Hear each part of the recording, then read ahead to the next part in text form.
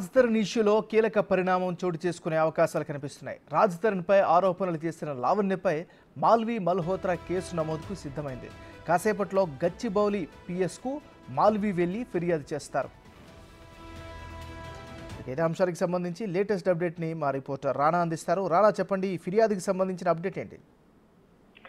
తిరగబడ్డారా స్వామి heroine Malvi Malhotra మరి కాసేపట్లో Cyberabad commissioner Avinash మహంత్ని కలవబోతున్నారు.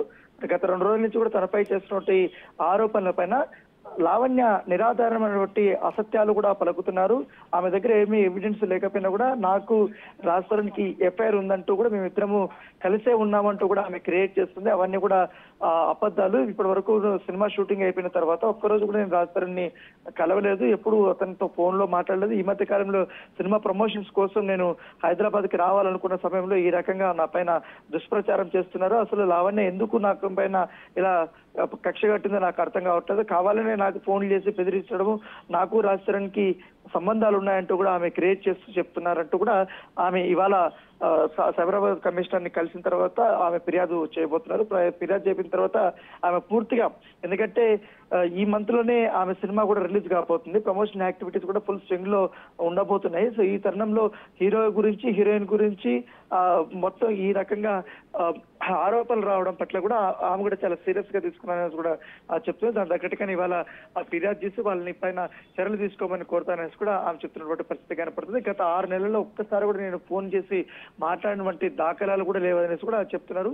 అసలు రాజ్తరుణ్ తో నాకు కేవలం ఫ్రెండ్షిప్ మాత్రమే ఉంది, అతను నాకు ఒక కో యాక్టర్ గా మాత్రమే తెలుసు, కానీ మా ఇద్దరి మధ్య ఎటువంటి సాన్నిహిత సంబంధాలు లేవు అనేది కూడా మాల్వి మల్హోత్రా చెప్తున్నటువంటి పరిస్థితి కనపడుతుంది. అయితే లావణ్య మాత్రం చాలా క్లియర్ కట్ గా చెప్తుంది. మాల్వి మల్హోత్రా ఎప్పటి నుంచో సినిమా స్టార్ట్ అయినప్పటి నుంచి కూడా వాళ్ళిద్దరు కూడా రిలేషన్షిప్ లో ఉన్నారు. అనేక మార్లు కూడా బాంబేకి రాజ్తరుణ్ కూడా వెళ్ళాడు.